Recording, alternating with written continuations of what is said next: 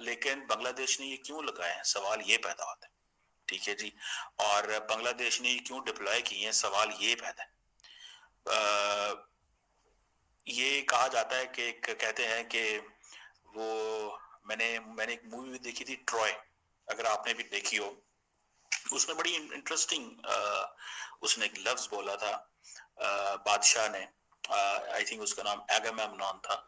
तो उसने अपने भाई को के बारे में ये अल्फाज बोले। उसका भाई जो है वो हमला करना चाहता था। तो उसके भाई ने उसके एगामेमनॉन ने अपने भाई को कहा कि तुम्हारे पास इतनी मिलिट्री पावर नहीं है। Remember my brother, God always protect the strong. इसी तरह कहा जाता है कि एक फ्रेंच मिलिट्री लीडर था, उसने कहा था god favours the side with the best artillery. So ये यू नो ये चीजें हैं। ये वैसे नेपोलियन बोनापार्ट के बारे में ये अल्फाज कहे जाते हैं कि जिसके पास बेस्ट आर्टिलरी होगी। सो 21st सेंचुरी में गॉड जो कहते हैं उसको प्रोटेक्ट करेगा जिसके पास अच्छे ड्रोन है। और ये जो ड्रोन्स हैं, ये जिसके मैंने बताया कि वॉरफेयर में बड़ी अहमियत है। और ये जो ड्रोन्स हैं, ये सारी बात है टर्की बांग्लादेश अगर ये डिप्लॉय करता है और ताल्लुकात ऑलरेडी खराब है, ठीक है जी, और इंडिया की इंटेलिजेंस सर्विसेज ने ही जारी बात है ऐसी इंफॉर्मेशन दी है।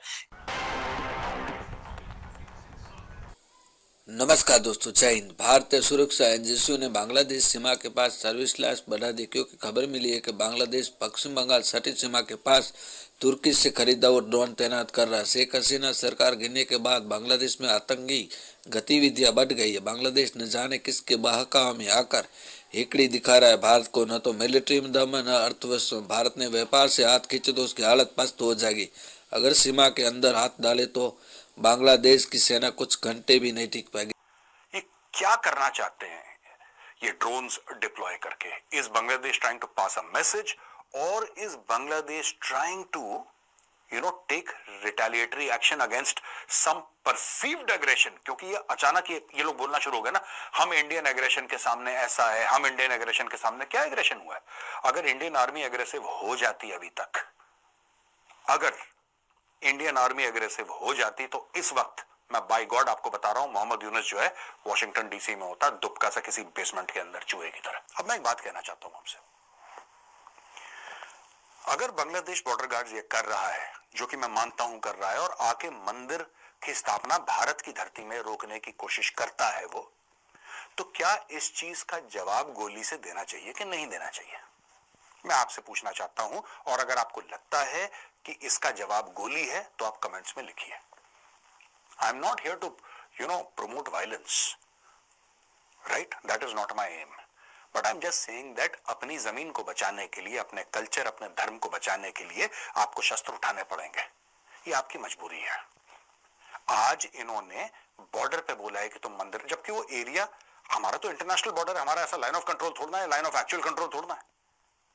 और अगर है भी तो क्या, अगर है भी तो क्या, लेकिन ये तो प्रॉपर इंटरनेशनल बॉर्डर है, जिसमें बांग्लादेश ने भी हाँ बोली है, भारत ने भी हाँ बोली है। फिर भारत के अंदर आके ये सारा का सारा ड्रामा करना, क्योंकि वहां पे जो बॉर्डर है, इट सीम्स, जितना मैंने रिसर्च करा है, कि वो एक्चुअली रिवर है, वहां पे फेंस नहीं लग सकता क्योंकि पानी है वहां पे। तो स्पीड बोट से आए अंदर, एक मोटर बोट टाइप की नाव से ये लोग अंदर आए, और यहां पे इन्होंने रोकने की कोशिश करी है। दोस्तों, ये तो नहीं हो सकता यार। और मुझे लगता है कि home ministry should pass orders to the BSF to raise the temperature along the international border with Bangladesh. मुझे ऐसा लगता है कि अब वक्त आ गया है कि होम मिनिस्ट्री बीएसएफ को बोले कि थोड़ा सा ना टेम्परेचर बढ़ा दो। अभी इंडियन आर्मी को बीच में डालने की जरूरत नहीं है, क्योंकि अगर इंडियन आर्मी, फिर दोस्तों, फिर वो मामला फिर हाथ से निकल जाएगा। जिस दिन इंडियन आर्मी बीच में पड़ गई, फिर then they will go inside Bangladesh and they will. India today जो है वो कोई उसकी अपनी सैटेलाइट थोड़ी लगी हुई है, ठीक है जी। अब बांग्लादेश आर्मी जो है वो intelligence and surveillance and reconnaissance के लिए, मिशंस के लिए इसको उन्होंने डिप्लॉय किया हुआ है। और ये जो डिप्लॉयमेंट है डिफेंस पर्पसेस के लिए है, अपनी स्ट्रेटेजिक सिग्निफिकेंस के लिए, अपने आप को पोजीशन करने के लिए, बेटर लगने के लिए, ठीक है, ये किया है। अब बॉर्डर सिक्योरिटी फोर्स है, वो सुनने में आ रहा है कि सर्वेलेंस जो है वो बढ़ा दी गई है विद दीज टर्किश ड्रोन्स। अब देखें इंडिया के पास जो हेरॉन टीपी ड्रोन्स हैं, वो भी लगाए जा सकते हैं और लगे भी होंगे। करना क्या है, वो तो इंडिया के ने जो ड्रोन्स लिए हैं वो तो आई थिंक 40,000 फुट तक जा सकते हैं ऊपर। अब ये जो 31 MQ-9B sky guardian and sea guardian high altitude long endurance जो ड्रोन्स है, ये इंडिया ने खरीदे। किसके लिए खरीदे? पाकिस्तान और चाइना के लिए, लेकिन बांग्लादेश में भी आता है, इंटरनेशनल समंदरों के लिए भी खरीदे। अभी जब ये जो डील मैच्योर हो रही थी तो बीच में थोड़ा सा मसला पड़ा था आफ्टर द पन्नू इंसिडेंट, लेकिन ये चीज सामने आई है। अच्छा, आप देखें एक चीज है, जिन लोगों ने भी ये प्लान किया कि शेख हसीना वाजिद को पीछे हटाएं, और जिन लोगों ने ये प्लान किया कि कोई और फोर्स आएगी, वो जो भी फोर्स हो, वो यूनस हो कोई और हो, उन्होंने ये एक्सपेक्ट किया है कि हम कैसे चीजों को अनफोल्ड कर सकते हैं। तो जारी बात है, इंडिया के लिए एक नया फ्रंट खुल गया बांग्लादेश। इंडिया के लिए बांग्लादेश एक नया फ्रंट है, एक नया चैलेंज है। ठीक है जी। अब ये कैसा चैलेंज है, क्या इससे होगा, ये सारी बात है, इसको हम डिस्कस जरूर करते रहेंगे और बात भी होगी, लेकिन फॉर अ मोमेंट तो ये एक मुश्किल है इंडिया के लिए। क्या मुश्किल है कि इंडिया देखें ये ड्रोन तो उड़ा सकता है, ये जो जिसे बोलते हैं बैरक्तार TB2 ड्रोन जो है, ये 300 किलोमीटर फ्लाई ऊपर जा सकते हैं, मिसाइल लेके जा सकते हैं। और जिसे वो कहते हैं ना कि ये जो वो अमेरिका के MQ-9 रीपर हैं, ड्रोन्स हैं, उसके मुकाबले में तो 1/8 इसका वजन है। और अब ये जो ड्रोन्स हैं जो लगाए उन्होंने, वेपन्स भी कैरी करते हैं, हमले भी कर सकते हैं। सुनने में आया कि ये मॉडर्न टैंक्स भी डिस्ट्रॉय कर सकते हैं। आप देखें सारी की सारी जो जंग है वो तो ड्रोन्स के ऊपर होनी है, सारी की सारी जो जंग है वो तो ड्रोन्स के ऊपर होनी है ना। किसके पास ज्यादा बेटर ड्रोन्स है? सो इंडिया और पाकिस्तान, आपको पता है ऑलरेडी हमने इसके ऊपर मैंने एक डिस्कशन भी की थी कि इंडियन जो ड्रोन डेवलपमेंट है वो भी उसकी कैपेसिटी भी एक्सपेंड कर रही है, उसकी स्ट्रेटेजिक इम्प्लीकेशंस हैं।